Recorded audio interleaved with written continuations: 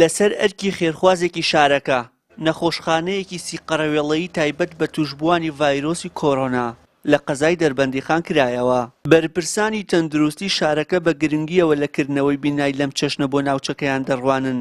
داواش دەکەن شانبەشانی خێرخوازان حکومەت بێتە سەرخەت و ئامێری تەندروستی پێشکەوت و لە هەمان کاتدا توانای مرۆیی بۆ نەخۆشخانە نوێیەکە دابین بکات. خۆری شار ئەم بەڕێزە کاک عوسمانی حاجی هەمەسەی ئەم نەخۆشخانەی کردوێتەوە.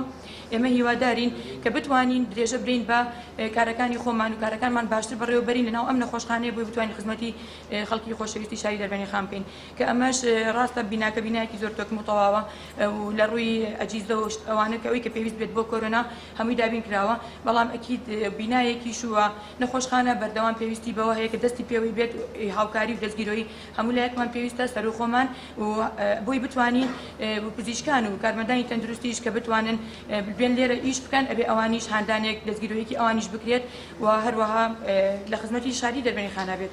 بەڕێوەبەری تەندروستی سلێمانی وەڵامی دڵخۆشکەر و یەکلاکەرەوەی بۆ تەندروستی دەربەندیخان پێ نییە و ڕای دەگەێنێت.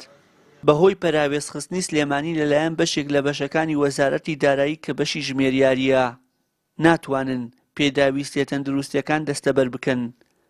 و ئەڵەی پارەکەی ماڵی باوکیانە ئەیەن بە ماڵی باوک. بەڕێوەبەری تەندروستی سلێمانی هەروەها دەڵێت ئەو بەشە لە وەزارەتی دارایی داهاتی وڵات بە موڵکی ماڵی باوکی دەزانێت.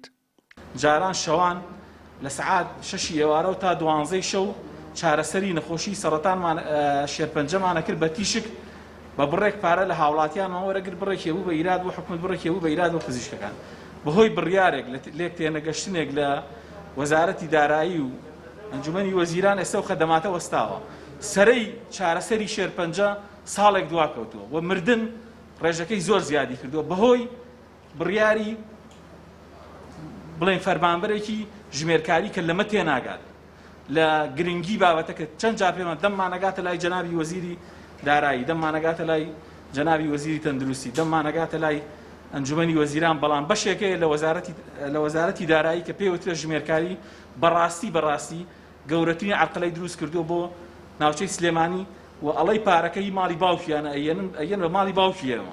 لای خۆی و پارێزگاری سلێمانی نیگەرانە لە دۆخی دارایی هەرێمی کوردستان ئاشکراشی دەکات بەهۆی ڕەچاوکردنی گوزەرانی خەڵک چەند جارێک داواکاری تەندروستی سلێمانیان بۆ قەدەغەی هاتوچۆ و کەرەنتینەی گشتی ڕەت کردوتەوە. من بەهانە بۆ کەس ناهێنمەوە و لەگەڵ شکاندیم و چەنیم و لەگەڵ کەمکردنەوەی نیم لەگەڵ دواخستنی نیم لەگەڵ تێکەڵکردنی بندیوار بۆ پزیشکە نیم کە ڕۆژانە ژیانی خۆی ئەبەخشێ بە نەخۆشەکان و چاکیانەکاتەوە.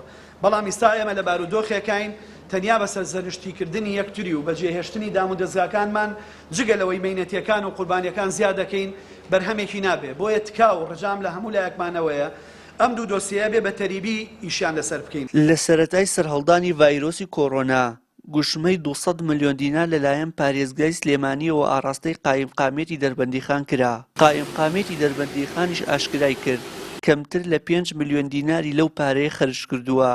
ئێستاش داوا دەکات ئەو پارەی ماوەتەوە بخرێتە خزمەتی کەرتی تەندروستی قەزاکە و لە هەوڵەکانی بەرەنگاربوونەوەی ڤایرۆسی کۆڕۆنا بەکاربهێنرێت. وشار محەممەد کەناڵی ئاسمانی پەیام دەربەندیخان.